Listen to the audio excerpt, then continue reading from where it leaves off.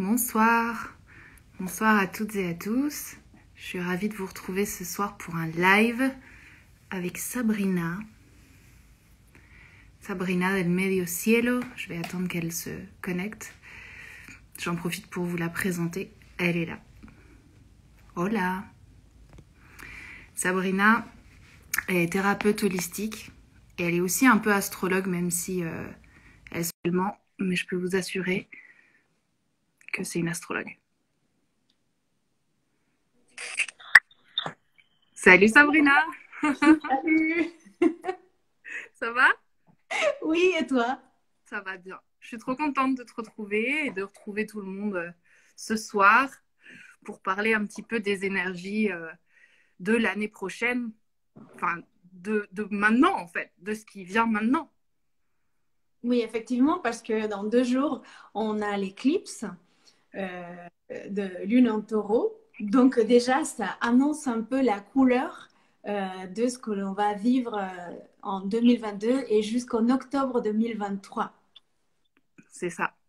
Vous inquiétez pas si vous y connaissez pas trop en astro et que vous entendez des choses techniques, n'ayez pas peur, on va rendre ça très compréhensible pour tout le monde, aussi bien pour ceux qui connaissent l'astrologie que pour ceux qui n'y connaissent rien.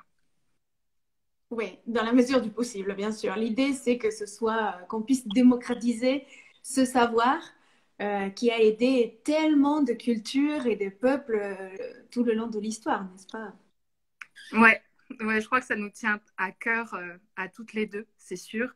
Et d'ailleurs, on en parlera peut-être plus tôt à la fin, mais on a un projet ensemble, toutes les deux, qu'on avait aussi envie de présenter. Et ce live ce soir est l'occasion de le faire. Donc, on est super excités. Oui, super contente moi aussi de parler de ça. Yes.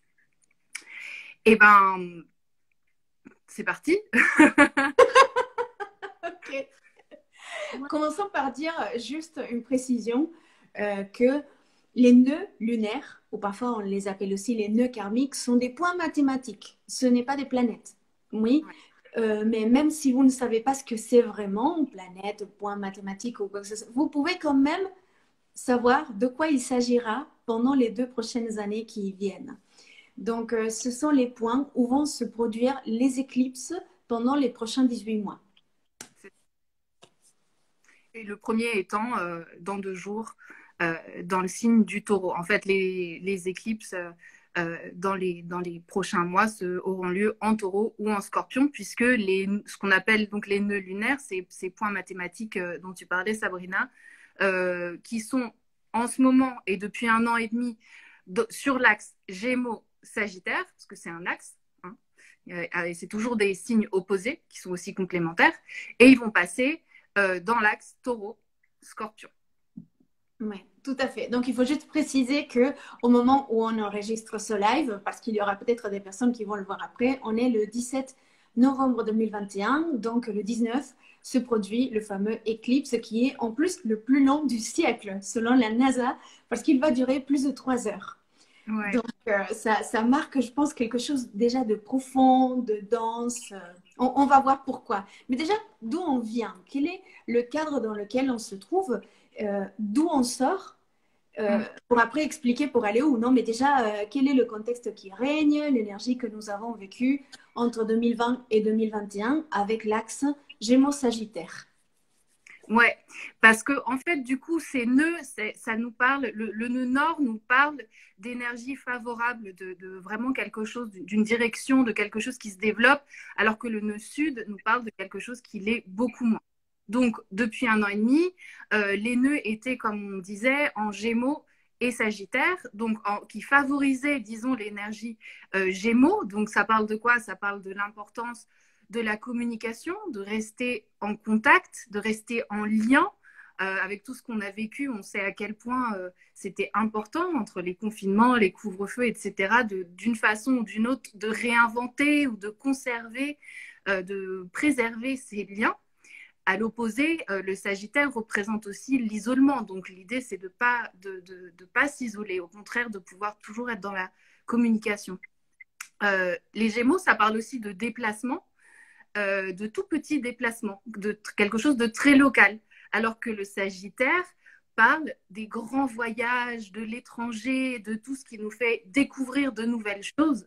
Donc évidemment, dans la dernière année et demie, ça n'a pas tellement été favorisé, mais au contraire de ce qui a été favorisé, donc l'aspect Gémeaux, qui est l'aspect plus du voisinage, de ce qui nous entoure, de ce qui est de la proximité. On est parti en vacances moins loin peut-être. On a découvert peut-être des régions plus proches, mais qui sont aussi superbes. Et il y a un aspect là-dedans qui me paraît super important aussi, justement par rapport à ce dont on va parler ensuite, donc ce qui va venir, et donc cette énergie taureau qui va être très très forte cette année qui va commencer, c'est le fait que ça a aussi privilégié du coup le circuit court par rapport aux importations, aux choses qui viennent de l'étranger, de très loin, mais de pouvoir privilégier ce qu'il y a autour de soi aussi dans l'alimentation, dans notre consommation, dans notre façon de consommer. Et ça, c'est super important parce qu'on va le voir, la dimension écologique elle va être est quelque chose de super important dans l'axe taureau-scorpion. Est-ce qu'il y avait d'autres choses que tu avais envie de partager là-dessus, toi, Sabrina? Oui, tel que je le vois, le nœud lunaire du nord, parce que ça se divise en nord et sud. Oui, et donc tous les 9 ans, ça va changer. Euh, donc, le nœud lunaire du nord, à mon avis, et tel que je l'entends, c'est quelque chose de plus difficile parce que c'est l'énergie que l'on va conquérir, acquérir, dont on va s'imprégner. Du coup, elle n'est pas tout à fait facile à vivre, n'est-ce pas? On est contraint de rester à la maison, d'aller dans le parc juste à côté si on voulait sortir courir, dans l'épicerie d'à côté et pas de gros trucs, de gros voyages, des choses longues.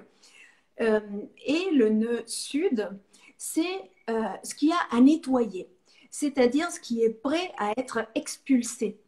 Oui, donc le nord, c'est là vers où on va, et le sud, c'est ce qui est prêt à être dissous, ou ce qui est, oui, ce qui va partir finalement, de quoi on va se libérer. Donc parfois, il y a des thématiques du sud, du nœud du sud, qui émergent, mais pas de façon très cool. Comme tu disais, le nord se voit plus favorisé, mais il est difficile à atteindre. Et le sud, eh ben, c'est peut-être des choses qu'on connaît déjà, mais dont on peut déjà commencer à se débarrasser. Et donc, le Sagittaire, eh bien, c'était, comme tu l'as bien dit, cette expansion énorme à travers le monde, les longs voyages, les longues études à l'université et tout ça. Bah, on ne pouvait pas voyager très loin, on ne pouvait pas aller à l'université et dans des institutions de façon générale qui ont comme un savoir, n'est-ce pas, qui donnent le savoir. Et ben, tout ça, c'est vu assez restreint et contraint. Ouais. C'est ça. Peut-être une autre notion aussi de cet axe Gémeaux-Sagittaire, c'est non seulement la question de l'apprentissage dont tu parlais, du coup peut-être des cours courts plutôt que les longues carrières universitaires, des cours qu'on peut prendre sur Internet plus facilement, tout ça qui est plus Gémeaux du coup. Mais il y a aussi le rapport à la vérité et à la communication et à qu'est-ce qu'on dit, puisque le Sagittaire parle de vérité. Donc là, il y a quelque chose aussi sur de la communication qui a été en jeu cette dernière année et demie par rapport à la pandémie, mais bien au-delà de la pandémie. On a beaucoup vu dans les milieux politiques qu'est-ce que c'est que la vérité, avec tout le développement de ce qu'on appelle les fake news et toutes ces choses-là, vraiment avec cette idée de voilà, comme si la vérité devenait relative ou comme s'il fallait en tout cas, comme si elle était en tout cas questionnée et où il fallait peut-être justement la défendre plus que jamais la revendiquer.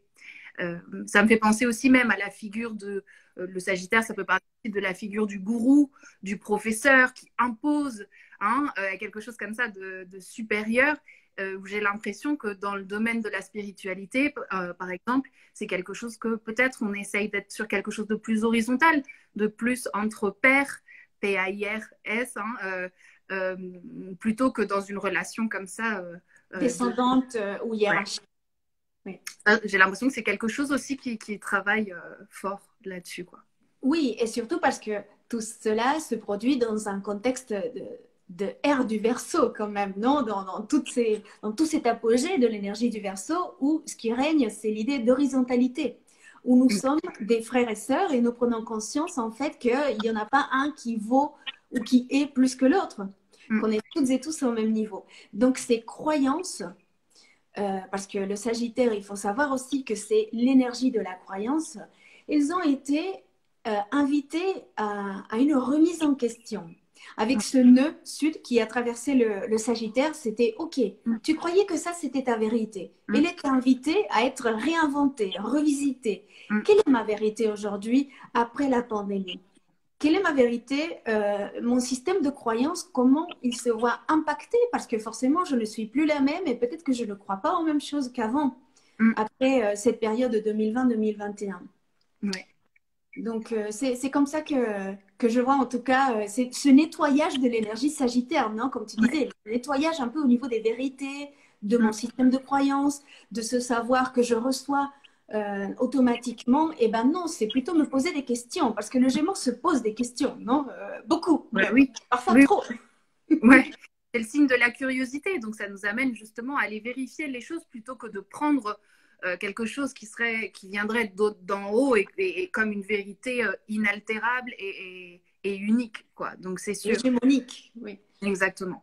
Ouais, j'ai l'impression que de façon générale, en parlant évidemment des nœuds, c'est notre thématique, mais cette année qui a été très verso aussi, tu parlais de ça, parce qu'il y avait Saturne qui est toujours en verso, il y a eu Jupiter, il y a vraiment donc le signe du verso comme le signe des Gémeaux et sont des signes d'air qu'on associe au mental, au relationnel aussi. Donc comme si ça avait été voilà quelque chose, une année là d'idées et en lien, donc le signe du Verseau qui est en lien avec le changement, évidemment, quelque chose qui a été très très fort cette année. Donc voilà, comme s'il y avait eu quelque chose comme ça qui nous avait retourné un peu le cerveau et qui nous demandait d'être curieux, de se poser des questions, voilà, vraiment de remettre en question plein de choses. Et du coup, maintenant, avec les nœuds qui vont passer maintenant sur l'axe taureau-scorpion, et donc le nœud nord en taureau, donc cette notion de défi, hein, comme tu parlais, qui va nous demander de matérialiser, puisque le taureau est un signe de terre. Et tout au long de 2022, non seulement avec les nœuds dont on va parler tout de suite, mais aussi déjà en ce moment, il y a Vénus qui est en Capricorne, qui est un autre signe de terre, qui nous demande de matérialiser le désir, d'assumer le désir et de dire bah oui, ça, je veux ça pour moi et pour ma vie, alors j'y vais. Il y a ça. L'année 2022 va aussi être encadrée par une nouvelle lune en Capricorne en début janvier 2022 et à la fin, en décembre 2022, la dernière nouvelle lune sera aussi une lune en Capricorne. Donc comme si ça vient encadrer, contenir, nous demander de structurer et de matérialiser. Comme si voilà, il y avait vraiment toute cette notion de changement et d'idées qui bougent. Et maintenant, bah ok, comment on rend ça réel? Oui, c'est Gémeaux, c'est les informations. Et avec l'énergie du Verseau, c'est faire circuler l'information. Donc, des idées dans tous les sens. 2021, c'était une année plutôt d'air, je dirais. Donc, de réfléchir, penser de nouvelles idées, établir de nouvelles connexions avec des personnes qu'on n'aurait peut-être jamais imaginées, de nouveaux projets, beaucoup trop d'informations. Et 2022 nous va dire, OK, mais comment? Et comment pour que ça dure? Non, parce que la caractéristique des signes d'air, c'est que ça ne dure pas beaucoup. Et la Terre, elle vient dire, OK, tu as établi ces nouveaux liens. Comment tu travailles pour que ces liens et ces idées, ces idéaux, ces nouvelles croyances s'enracinent et prennent forme dans la matière? Vaste programme. Ben oui, mais c'est ça. Et c'est super intéressant de se dire, OK, bah, c'est le moment de ça. Et c'est ça qui fait que l'astrologie est un outil super intéressant. C'est que de se dire, OK, là, c'était le moment de ça.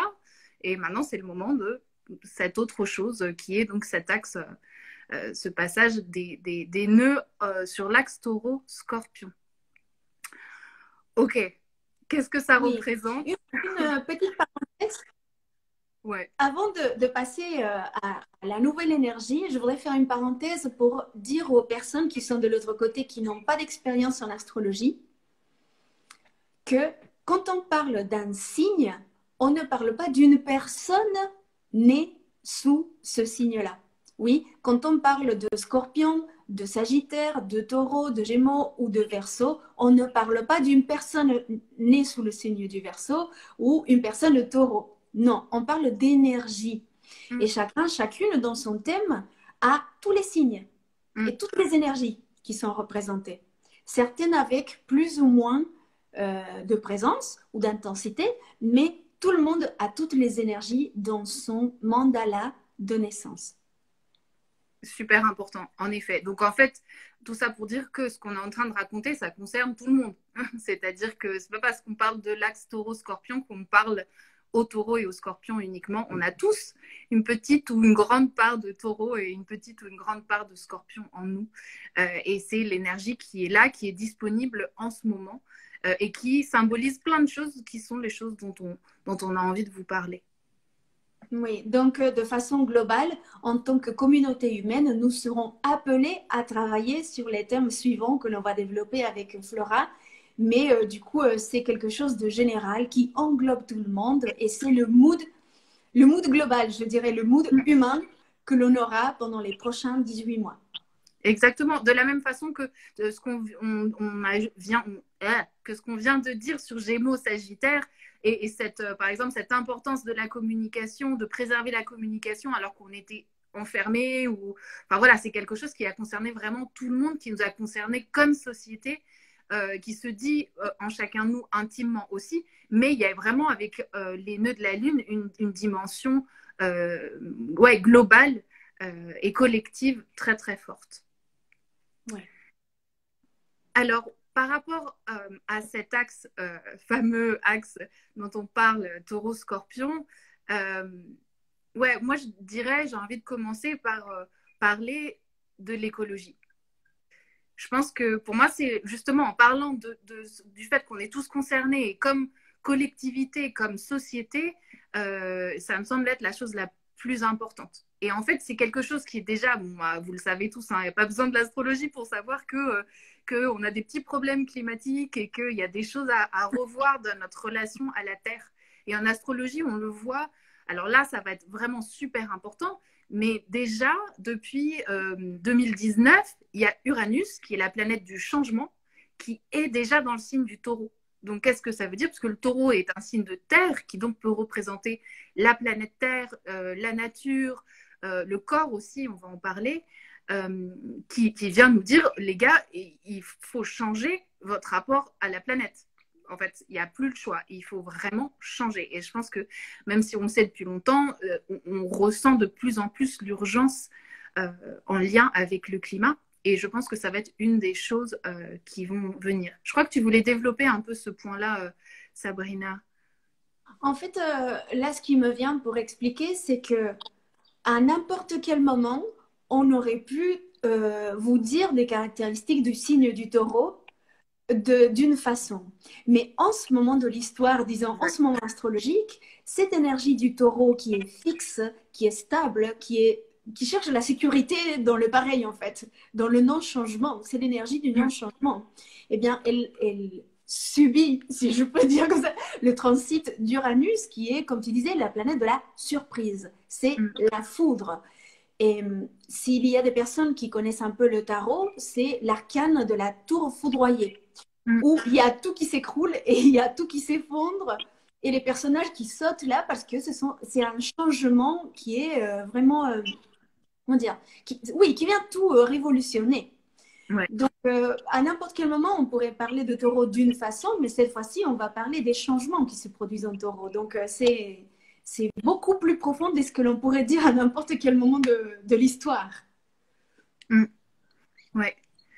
Ouais. Donc, il y a vraiment cette chose qui est intéressante, voilà, d'un point de vue global, mais même aussi personnel. Comme on disait, le taureau, ça représente la tête, mais aussi le corps, le rapport à notre corps. Mais on reste en lien avec cette idée de l'écologie et du rapport à la planète, c'est-à-dire comment on se nourrit.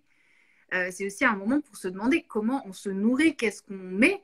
dans notre corps et se questionner ces choses-là. Et je pense que c'est aussi un moment important pour ça. Oui, d'un point de vue astrologique, le signe du taureau ou l'énergie du taureau, pas les personnes, l'énergie du taureau est associée à la Terre. Mm. Oui, à la Terre. Donc, automatiquement, on pense à la planète Terre. Et d'un point de vue écoféministe, quelle est notre Terre individuelle à chacun et chacune? Eh bien, c'est notre territoire personnel. Où s'exprime la Terre à travers nous? Eh bien, à travers notre corps, le Mm. corps humain. C'est cette enveloppe biologique que notre âme a. Là, je me mets un peu en mode spirituel, ésotérique. Dans ce voyage cosmique que nous venons faire sur Terre, eh bien, nous avons un vaisseau spatial, un vaisseau biologique qui fait partie de la planète Terre. Même si on s'y croit séparé, eh bien, on fait partie du vivant. C'est une astrologue très sage qui me l'a dit, qui s'appelle Flora. On fait Je partie n'ai du pas. vivant. On n'est pas séparé du vivant. Ouais, et ça, je pense que c'est une des leçons déjà depuis l'entrée d'Uranus en taureau, donc depuis 2019. J'ai l'impression que c'est un sujet dont on parle de plus en plus. On voit de plus en plus de gens qui écrivent des livres, qui font des films sur la question, qui vraiment s'intéressent à ça et le rendent beaucoup plus visible. Voilà, vraiment cette idée que on fait partie, on est un vivant parmi le vivant et peut-être qu'il faudrait qu'on s'en souvienne. Et c'est ça l'invitation de toute cette énergie taureau, quoi, de dire on fait partie de cette terre, en fait. On ne peut pas faire sans, il n'y a pas une planète B, donc il va falloir qu'on voit ce qu'on fait. Et pas pour sauver la planète, parce que la planète, elle va se débrouiller, en fait. Ce qu'il faut sauver, en fait, c'est nous, c'est l'humanité. Donc, c'est ça aussi, quoi, de ne pas avoir ce truc de dire, ah, il faut sauver la planète. Bah, en fait, non, ce qu'il faut sauver, c'est nous.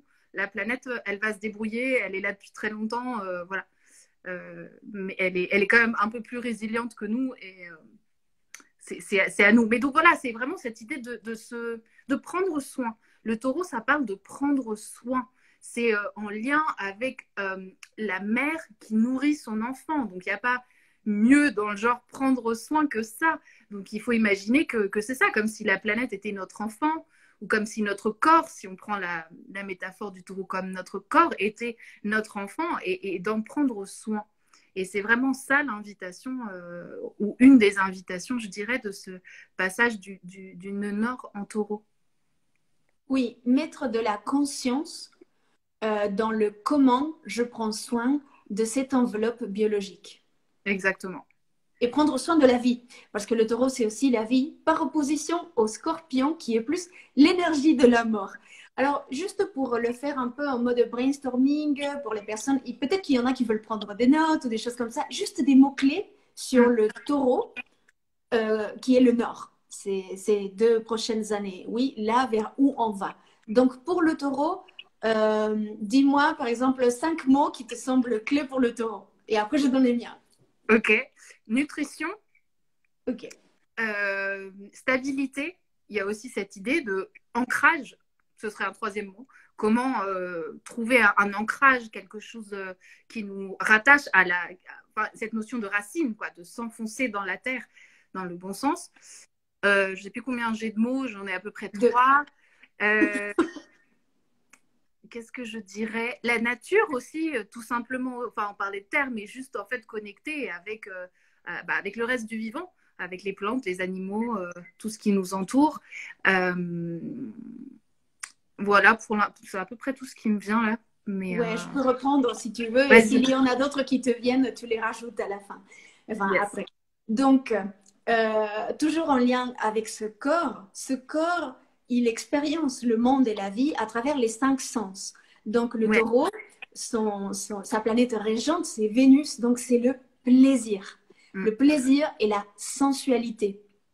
Oui, avec son axe scorpion qui est associé à la sexualité. Oui, mais le taureau, c'est la sensualité, le plaisir des sens, passer un super moment avec des amis, avec un bon vin ou avec un bon chocolat chaud, ces choses qu'on aime manger, parce que comme tu disais, c'est la nutrition.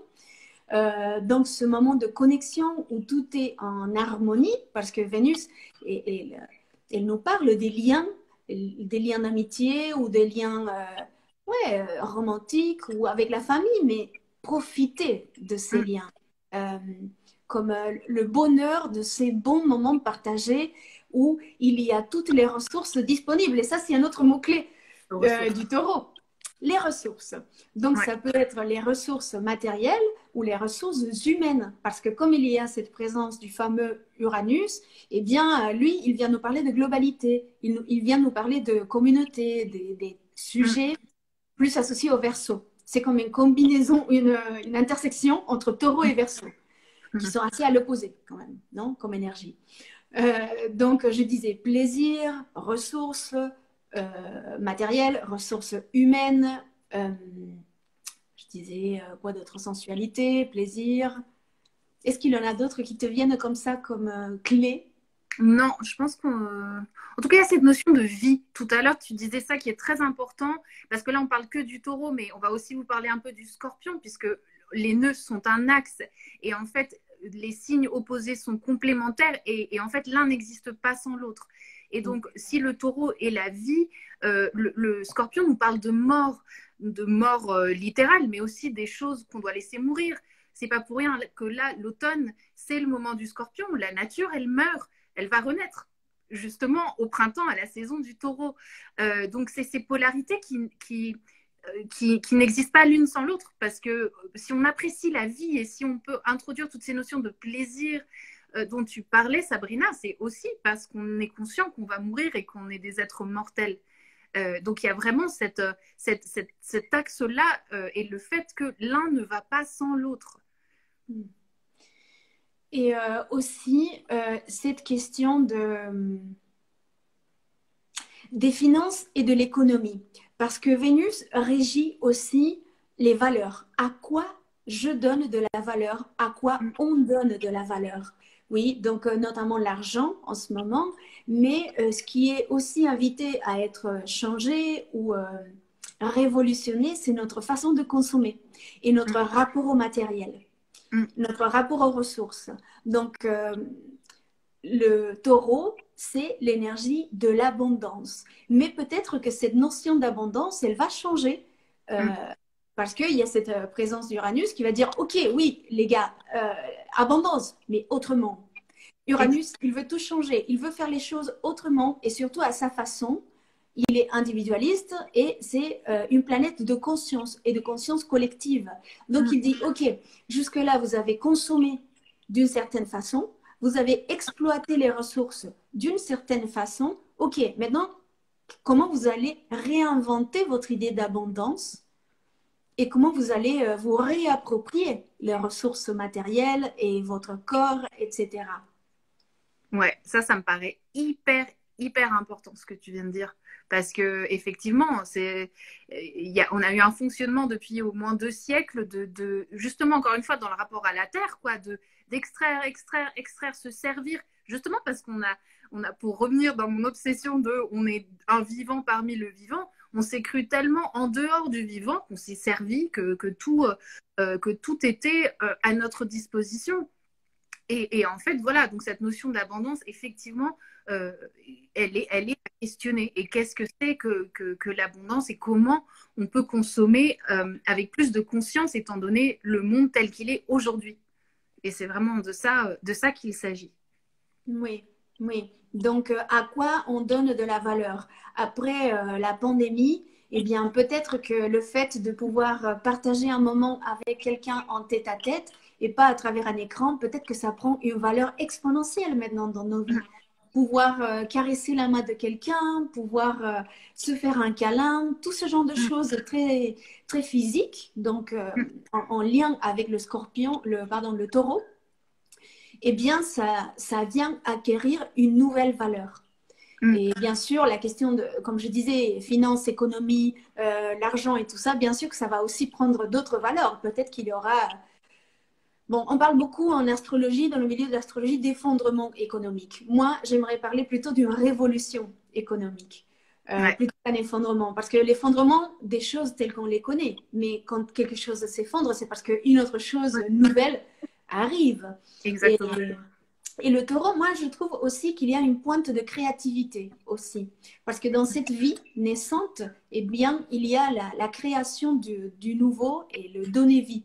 Non, comme le accoucher, j'aime bien me dire accoucher d'un projet, accoucher de quelque chose, c'est donner de la vie. J'associe l'énergie du taureau avec la carte du tarot de l'impératrice, Bien sûr. Ouais. qui est dans l'abondance et Mm, dans une posture de dignité totale. mm, Elle est mature, elle sait mm, que les fleurs vont fleurir autour d'elle et que la nature, elle va mourir pour renaître. C'est comme si elle avait comme une certitude. Il y a mm. cette stabilité dont tu parlais tout à l'heure, des racines et tout. Mais parlons un petit peu de l'énergie du scorpion. Ouais, c'est ce que j'allais dire. Bah oui, on est obligé. Il faut. Il faut. Et moi, ce qui me venait en t'écoutant, c'est que le scorpion, il parle de transformation, c'est-à-dire qu'il parle de mort. Mais un des symboles du scorpion, c'est le phénix qui meurt et qui renaît de ses cendres. Et ça lui donne énormément de puissance. Et qu'en fait, toute cette nouveauté, ce nouveau rapport à l'abondance, ce nouveau rapport à la terre, au corps, à la consommation, à tout ce qu'on vient de dire, il peut se faire que si on fait un nettoyage préalable, si on laisse mourir les anciennes façons, si on lâche prise, tout ça c'est du vocabulaire scorpion, si on accepte voilà, de laisser mourir, laisser partir ce qui nous rattachait aux anciennes façons de faire, quoi. Totalement. Aujourd'hui, je parlais avec une collègue au travail qui a une lune en scorpion en conjonction Pluton et elle me disait, mais comment je vais faire non. Et je lui disais qu'en fait, ce qui meurt, c'est quelque chose qui est prête à... Bah, c'est un peu comme le serpent qui change de peau, Oui, finalement. La peau qu'elle laisse, ce n'est pas quelque chose qui lui sert à vivre, c'est quelque chose qui est sec, oui, qui n'a plus de vie. Donc, c'est un peu se débarrasser de ce qui est mort, de ce qui n'a plus de vitalité. Oui, donc exact. c'est quelque chose qui est là, mais qui n'a plus de vitalité. Et donc, cette énergie du scorpion nous invite à créer un nouveau monde en se débarrassant et en allant voir quelles sont les blessures qui sous-tendent le mauvais fonctionnement du système. Il dit, OK, réinventez le monde, mais venez voir dans la cave émotionnelle toute la merde qu'il y a à nettoyer. Et désolé pour le mot, mais avec Non, mais l'énergie du scorpion, il faut mettre des gants et être prêt à remuer dans la merde. Mais pas pour le simple plaisir non. d'aller voir tout le caca qu'il y a dans notre vie. Parce qu'il y a des personnes qui disent, oh non, allez voir dans le passé, dans l'enfance, dans l'inconscient, à quoi bon de remuer, à quoi bon de brasser tout ça. Et bien justement, parce que le fait d'emmener de la lumière nous permet de donner une nouvelle vie à ce qui était mort. Ouais. Ouais, ouais, exactement, parce que ces choses-là, elles sont là, elles existent, elles sont en nous. Et c'est comme vraiment une des images là qui me viennent du scorpion, c'est le marécage. Le scorpion a un signe d'eau, donc en lien avec les émotions, etc. Mais c'est pas l'eau de la mer ou l'eau cristalline de la rivière, c'est l'eau marécageuse, quoi. C'est ce qui est sous la surface qu'on voit pas, mais qui est là et qui est présent. Et donc, c'est vraiment voilà d'aller mettre les mains ouais, dans la merde ou dans l'eau marécageuse du scorpion pour aller sortir les démons, les peurs qui sont là et pouvoir voilà, essayer de laisser derrière ce qui doit être laissé derrière pour pouvoir aller vers ces nouvelles choses et vers la sécurité du taureau, quoi. Oui, oui, et vers la libération intérieure. Parce qu'il ne faut Ouais. pas oublier que après l'énergie du scorpion dans la roue du zodiaque, dans le mandala, après le scorpion, il y a le sagittaire. Et le sagittaire, il est juste hyper content de s'être libéré, d'être sorti de la caverne. Mais d'abord, il faut passer par ça. Donc, c'est aller trouver les diamants et les pépites dans le marécage, dans la merde, dans le caca. Ouais, c'est ça. Le Sagittaire, pour moi, c'est vraiment le signe de la fête. Mais parce que t'imagines, c'est comme si une descente, le Scorpion, c'est comme une descente aux enfers, aller voir le pire, le plus sombre, et en ressortir. Mais la joie que ça procure, c'est vraiment immense, quoi. Donc, Oui, ça a oui, c'est essentiel en fait. C'est vraiment quelque chose d'important. oui, c'est essentiel d'aller voir ces émotions qui sont quelque part enquistées depuis peut-être des années, peut-être des générations, peut-être Mm, des incarnations. Donc, tout ce que l'on porte dont on voudrait se débarrasser, mais non pas pour le séparer, pour l'alchimiser, parce que c'est un signe de transformation, pas de séparation.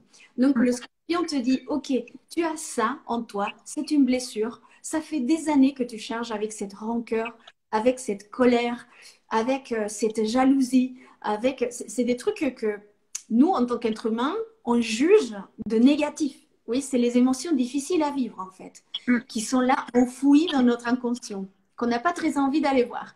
Donc, c'est comment les sortir de la caverne et les montrer au soleil, leur donner de la lumière, mettre de la lumière dessus pour avoir de la clarté. Quand j'envie quelqu'un, quand je suis jalouse, quand je suis en colère, pourquoi je suis en... Qu'est-ce qu'il y a derrière cette colère? Est-ce qu'il y a de la frustration? Est-ce qu'il y a de la tristesse? Qu'est-ce qu'il y a derrière la tristesse? Qu'est-ce qu'il y a? Enfin, c'est aller couche par couche au plus profond de l'être pour voir quel est le noyau inchangeable et le noyau impermanent et éternel, en fait. C'est ça qui brille, finalement. C'est comme si on nettoyait un cristal et qu'on nettoyait, qu'on enlevait les couches jusqu'à arriver à la partie hyper brillante et translucide qui fait éclater de la lumière partout. Mais comme on disait, ça implique d'aller nettoyer, donc d'être prêt de mettre ses gants cosmiques pour aller remuer, n'est-ce pas, dans la saleté. Donc ça peut faire peur. Le signe du scorpion, l'énergie du scorpion est associée avec la peur. Parce que bien sûr, qui a envie d'entrer dans la caverne? Il faut vraiment en avoir marre. C'est... Moi, maintenant, j'ai beaucoup d'énergie scorpion et Pluton. Donc, moi, maintenant, dans ma vie, je sais que quand je vais à la cave, je ne vais pas mourir, que tout se passe bien et qu'après, il y a la fête. Mais rien que d'y penser, ça me fait peur, même si je le sais. Bah oui. J'ai beaucoup pratiqué la résilience dans ma vie avec tout ce qui m'est arrivé. Et ben, il y a toujours cette appréhension de la cave émotionnelle de me dire, est-ce que je vais sortir vivante de ça? Bah oui. Non, parce que quelque part, aller voir ces blessures, c'est un peu comme les revivre, non, ces blessures. Mais voilà, il faut se souvenir. C'est pour ça aussi que le scorpion, c'est les processus thérapeutiques. Mais il faut se souvenir que quand on va travailler sur cette blessure et quand on va explorer ce qu'il y a derrière, on arrive à ce diamant que l'on peut après sortir dans la lumière. Et Exactement. Que tout le monde a cette capacité alchimique et résiliente en soi. Ouais. C'est trop beau ce que tu dis. Non, bah oui, c'est sûr, c'est sûr. Il y a vraiment cette idée, voilà, de l'ombre avec le scorpion et d'aller voir cette ombre pour, comme je disais, retrouver cette sécurité du taureau aussi et cette force. Il y a quelque chose d'une force dans le taureau, hein, évidemment. Boum, tu vois, qui est là, quoi, qui est dans le réel, qui est présent, mais qui vient aussi peut-être d'avoir exploré ces ombres et d'avoir pu, oui, les regarder en face, regarder ses peurs en face, regarder ces ombres en face, les assumer en fait aussi, les assumer et accepter qu'on n'est pas parfait et que les choses elles sont difficiles aussi parfois et peut-être y trouver là aussi de la force. Oui. Je pense, ouais. C'est pour moi faire de la place pour notre vulnérabilité. C'est vraiment aller la câliner, cette vulnérabilité et cette partie en nous qu'on déteste. Mais bon, qui est là, quoi. On a peur, on a des émotions, enfin, on est en colère parfois. Et donc, c'est aller voir cette partie de nous moins plaisante. Et parce que le scorpion vient de l'énergie balance, non? Qui veut être toujours parfait, et bien propre, harmonieuse. Et le scorpion nous rappelle qu'on a des choses moins sympas à aller voir. Oui, mais bon, si cette énergie existe, c'est pour révéler la beauté qu'il y a dans la vulnérabilité. Quand je me permets d'être vulnérable et que je partage ça, parce qu'il y a ça aussi, hein, il y a se permettre sa vulnérabilité et la partager dans un processus thérapeutique ou dans un lien qui nous nourrit pour pouvoir quelque part, moi je trouve que démocratiser sa blessure et démocratiser sa vulnérabilité autorise les autres à être vulnérables aussi. Et donc, c'est ça qui nous rend aussi résilients entre toutes et tous. C'est sortir du tabou. Donc, en général, le scorpion est associé à ce genre de choses tabous, comme tout ce qui est en rapport avec la sexualité, avortement, la mort, déjà la mort, elle est tabou dans notre société. Bien sûr. Donc avec plein de choses qu'on ne veut pas aller voir, et ben le scorpion, il est là pour nous rappeler que c'est Oui, important d'aller voir.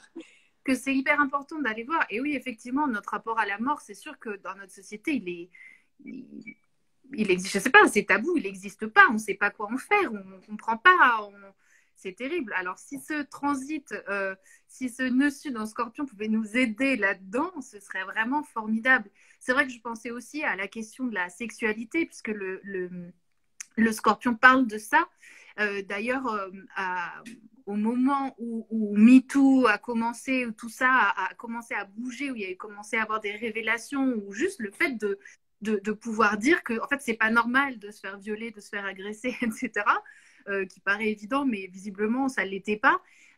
Y avait justement Jupiter, qui est la planète de l'expansion et de l'agrandissement et de nous montrer les choses en grand, qui était en scorpion. Okay, donc, on retrouve ici cette énergie du scorpion. Et je me disais qu'effectivement, c'est une des thématiques là aussi, comme si depuis MeToo et de plus en plus, et les révélations continuent de se faire, et justement, on sort à la lumière ces choses qui étaient cachées dans l'ombre et qu'on ne disait pas, et que les gens savaient, mais que les gens taisaient, etc. Et je pense que voilà, il y a aussi cette chose de ces violences sexuelles, de la violence tout court aussi, mais bon, en l'occurrence de la violence sexuelle, voilà, comme s'il y avait des choses qui étaient plus tolérables, en fait. Mais ce que je trouve beau, c'est justement cette direction vers le taureau qui parle de prendre soin, qui parle de prendre soin de soi, les uns des autres, et de se sentir ensemble, et de sentir aussi qu'on peut parler de ces choses-là, et qu'on va être accompagnés, et qu'on va pouvoir se contenir les uns les autres, prendre soin, se nourrir, s'aimer, et voilà, qu'on puisse dire les choses et que ces choses-là ne restent pas dans l'ombre parce que c'est plus possible en fait. Et ça, je pense que c'est aussi une des choses fondamentales voilà, qui vont continuer sûrement, j'espère vraiment, à se développer avec cette énergie-là des nœuds en taureau scorpion pour voilà, aider, pousser à ça et faire que ce soit de plus en plus inadmissible, quoi. Totalement, totalement. Cette énergie du taureau, elle peut avoir tendance à accumuler. Accumuler, accumuler, accumuler. Et c'est l'énergie du scorpion qui va, certes, accumuler un certain temps, mais pour libérer après de façon parfois très violente. Comme un volcan. Pour moi, le scorpion, c'est le volcan, non? Le truc, le magma qui est tout bouillant, qui brûle à l'intérieur et qui est éjecté et qui brûle tout. Mais ce qu'il faut se souvenir, c'est qu'après le désastre, entre guillemets, d'un volcan, d'une éruption volcanique, après la Terre, elle est beaucoup plus fertile. Et ça crée de nouvelles terres, de nouvelles îles, des nouveaux territoires qui ont plus de fertilité. Donc, certes, c'est très violent, certes, ça détruit, ça ravage, oui, mais il y a toujours la vie qui reprend le dessus. C'est comme le cycle interminable de la vie et la mort, la vie et la mort, la vie et la mort. Et dans ce transit d'Uranus en taureau, moi, ce que je pense, en fait, Uranus, il est difficile, c'est une planète difficile à, comment dire, pour faire des prédictions, pour les astrologues, c'est pas du tout facile. Parce que c'est la planète de l'inattendu, de l'incertitude et de la surprise. Donc, on ne sait pas. On sait qu'il va se passer quelque chose, mais on ne sait pas quoi. Et on ne peut pas le prédire. Et c'est passionnant. Parce que c'est la magie de la vie, du coup, non? On peut se surprendre, mais c'est surtout avec des choses qui existaient déjà. C'est-à-dire que ça a l'air d'être un truc complètement inattendu, mais quelque part, ça se préparait. Donc, tout ce nettoyage, toutes ces news qu'on a vues par rapport à l'église, les scandales sexuels, par exemple, ou l'inceste, ou tous ces sujets. Bon, en Argentine, c'était la question de la légalisation de l'avortement, etc. Donc, tout ça vient être... oui, avec Uranus, c'est regarder là, on a percé l'abcès, et bien, d'un coup, ça sort, mais ça vient pas de nulle part. Ce sont des choses qui avaient du temps, qui s'accumulaient, n'est-ce pas?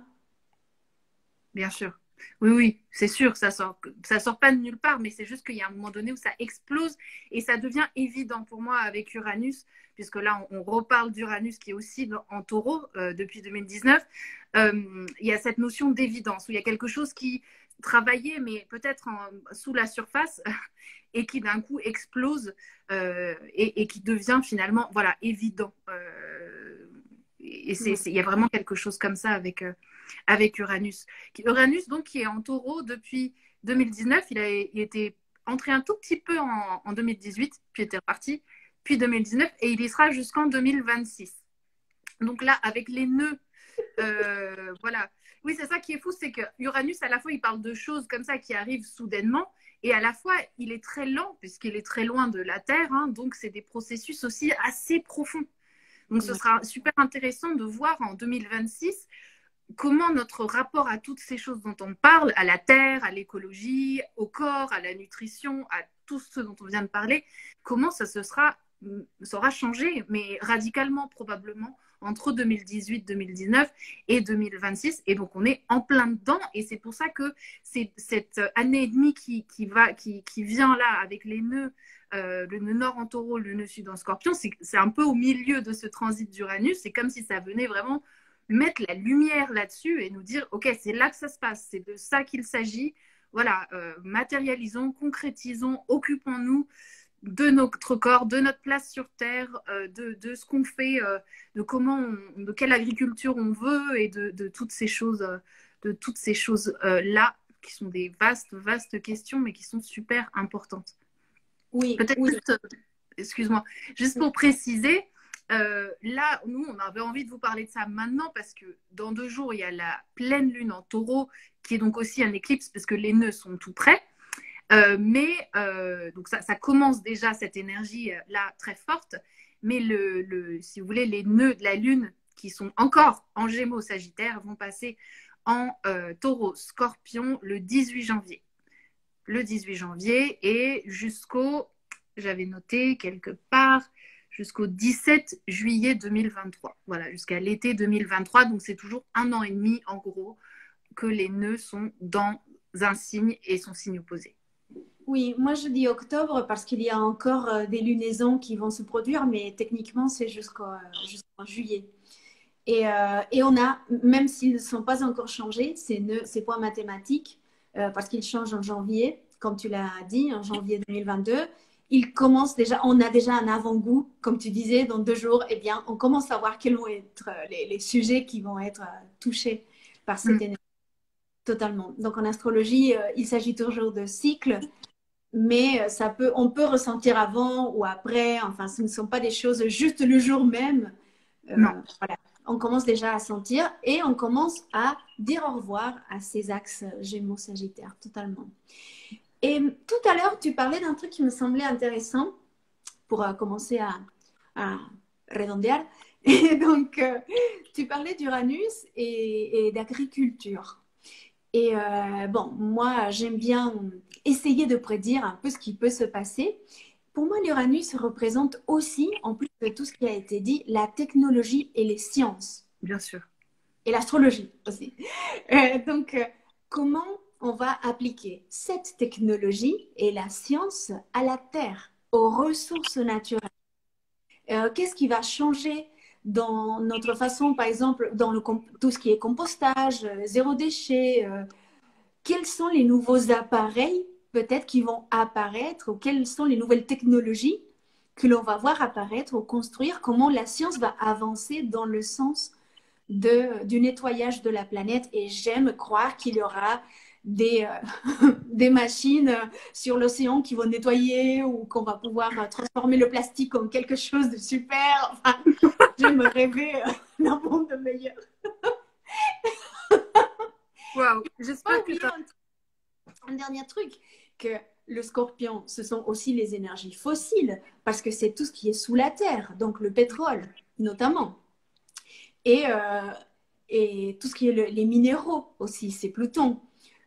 Donc les matières un peu dures, n'est-ce pas, que l'on peut alchimiser et transformer dans une autre chose, mais qui sont toujours la même chose, disons, composées de la même matière. Donc, dans ce jeu d'alchimisation, moi qui suis très idéaliste, et ça sort complètement du programme, mais moi ce que je voudrais, c'est qu'on arrête de consommer des énergies fossiles, parce que si on se met à penser un petit peu à ça, eh bien toutes les guerres qu'il y a en ce moment sur Terre, ou celles dont j'ai connaissance, c'est en général pour des territoires, mais des territoires où il y a du pétrole. Si on arrête de consommer du pétrole ou du plastique qui est fabriqué à partir de pétrole, peut-être qu'on peut retrouver la paix dans le monde. C'est mon plus profond souhait. Et comme moi, je suis Lune en taureau, j'y crois, mais à fond. Merci pour ce message d'espoir, Sabrina. J'espère que tu as raison. J'espère que tes souhaits se feront réalité le plus vite possible parce qu'il y a urgence. Mais ouais, oui, évidemment. Et ça sort pas du tout du sujet. Je pense qu'on est complètement dedans avec ce que tu dis. Hein.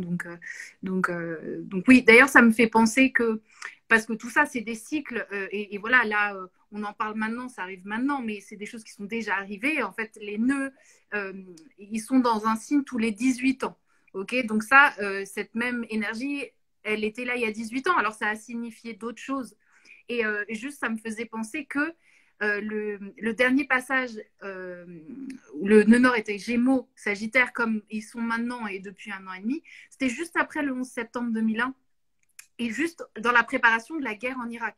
Et on sait qu'il y a eu beaucoup de mensonges, on parlait de vérité sur pourquoi ils sont allés là-bas. Et comme par hasard, juste après, les nœuds sont passés en taureau-scorpion. Donc, ce que tu viens de dire sur le signe du scorpion qui est en lien avec les énergies fossiles et notamment le pétrole, et ben là, tu as un bel exemple de ce qui a pu se passer avec un transit des nœuds nord et sud en taureau-scorpion.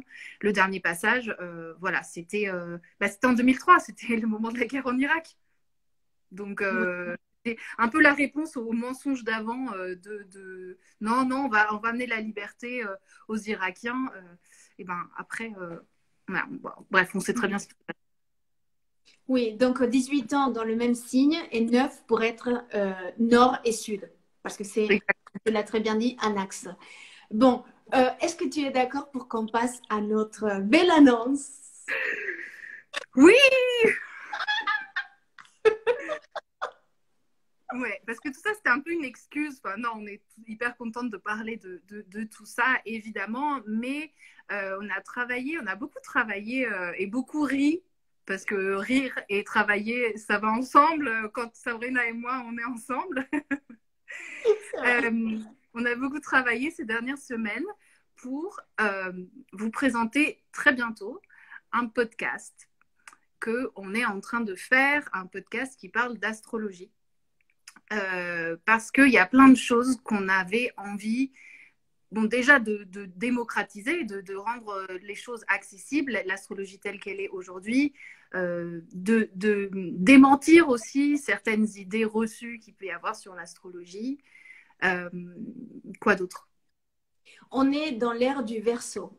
Flora et moi, nous sommes toutes les deux nées sous le signe du Verseau. Donc, millennials. Nous avons cette énergie dans les veines. C'est comme ça. Vous le verrez pour ceux qui savent enfin, voilà, de quoi ça parle, l'énergie du Verseau. Et les autres, vous le découvrirez en nous écoutant parce que voilà, on est toutes les deux Verseaux, donc on a tout le temps envie de révolutionner, de démystifier, de transcender. Voilà. Et surtout de mettre de la conscience sur les choses. C'est ça qui nous tenait à cœur. À chaque fois qu'on se retrouve pour enregistrer le podcast, c'est vraiment comment peut-on, emmener plus de conscience dans ce genre de trucs et pour qu'ils sortent quelque part du tabou, parce que c'est vrai qu'il y a beaucoup de choses en astrologie qui sont décrédibilisées par la société, etc. Donc on avait vraiment envie déjà de démocratiser, qui est une autre des caractéristiques de l'énergie Verseau, donc démocratiser l'information, la rendre disponible à des communautés, à des personnes qui s'intéressent à ça. Et puis, bon, la question de la communication, donc avec un podcast, enfin, c'est plein dans l'énergie du Verseau. Donc, démocratiser, transcender, emmener plus de conscience et surtout partager avec des personnes qui ont les mêmes idées, les mêmes croyances ou le même nord que nous, ou au moins ce point de contact. On peut ne pas être d'accord sur plein de choses, mais on peut partager l'amour et la passion par l'astrologie. Franchement, pour moi, c'est un truc que j'adore. Bon, toi aussi, on ne peut pas passer plus de 15 minutes avec une personne sans lui demander à quelle heure elle est née. oh, tu dois avoir la lune en bélier, hein, c'est sûr. Et ouais.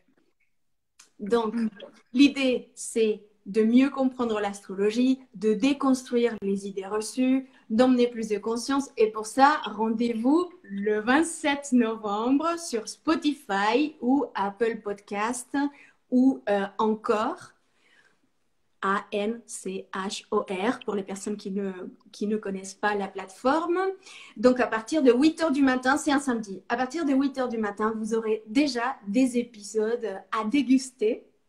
5 épisodes. 5 épisodes à déguster qui sont très intéressants, bien sûr, pour nous, mais vraiment qui... Enfin, moi, ce que j'ai vu, c'est une progression, on en a parlé, et cette progression dans l'intensité et dans la qualité de l'information qu'on vous donne, c'est pour ça qu'on met à disposition 5 podcasts, comme ça, vous pouvez aller plus loin, vous pouvez creuser et aussi partager avec peut-être d'autres personnes qui voudraient mieux connaître l'astrologie si elles ne savent rien ou déconstruire les idées reçues. Donc, c'est ouvert à tout le monde. Oui. Oui, c'est pour tout le monde. Et voilà, il y aura 5 épisodes donc disponibles dès le 27 novembre. Et puis, on continuera évidemment à vous en proposer dans les semaines qui suivront. Je pense que dans cette première saison, parce qu'il y aura peut-être plusieurs saisons, je ne sais pas, ça dépend de vous en fait, il y aura une dizaine d'épisodes probablement. Oui. Donc voilà, oui. On est trop contente de partager ça avec vous. On a hâte. Et on a hâte de vos retours, de vos suggestions, vos idées, tout ça. Totalement. Donc, s'il y a des sujets que vous voudriez aborder, tout est valable, tout est possible. Et sachez qu'il ne faut pas avoir de niveau d'astrologie ou des connaissances astrologie. Vous pouvez totalement partir de ce podcast pour fonder les bases, en fait, de ce que vous apprendrez si vous avez envie d'approfondir dans ce domaine. Mais c'est vraiment ouvert à tous les niveaux de connaissances. Il ne faut pas avoir fait un super chemin spirituel. Non, ne vous inquiétez pas, c'est accessible. Et on espère que tous les 15 jours, vous allez pouvoir retrouver un nouvel épisode. Et voilà, on attend vos retours, vos commentaires, etc. Je suis trop contente. Ouais, je suis trop contente. Donc voilà, je ne sais pas si jamais quelqu'un a une question ou quoi que ce soit par rapport au nœud, ce dont on a parlé, par rapport à notre podcast, n'hésitez pas à nous dire. Et puis sinon, de toute façon, vous savez que vous pouvez nous contacter. Et puis pour les podcasts, de toute façon, on vous tiendra au courant, chacune depuis nos comptes, évidemment. Donc on retrouvera tout ça très vite. Voilà. Merci. Merci à toi, Sabrina. C'était trop cool de discuter. J'espère que ça vous a plu, que ça vous a servi et voilà. Et puis donc, en route pour la pleine lune en taureau dans 2 jours.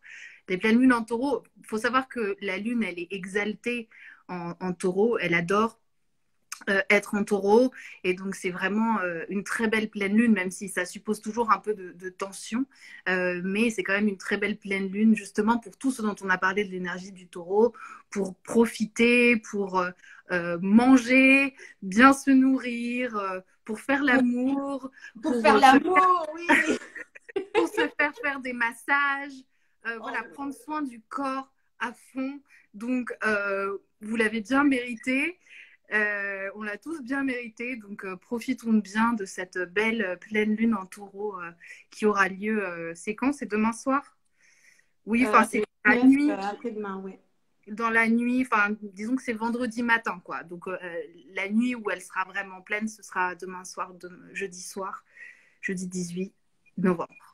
Donc si vous voyez ça après et que vous avez des souvenirs de ce qui s'est passé, par exemple les personnes qui font du journaling, eh bien, si vous avez des souvenirs de ce qui s'est passé le 19 novembre 2021, peut-être que ça marquera quelque chose pour les 2 prochaines années, l'année et demie suivante, parce que les éclipses vont se produire là-bas. Je voudrais remercier à toutes les personnes qui se sont connectées, à toutes les personnes qui ont mis des cœurs. Il y avait des cœurs tout le temps qui sortaient. Oui. Merci pour les commentaires et merci pour les personnes qui vont voir ça en replay. N'hésitez pas à nous laisser vos commentaires. Et puis, à une prochaine fois, j'espère que ce sera bientôt. Yes. Merci. Bisous tout le monde. Mouah. Ciao. Bye.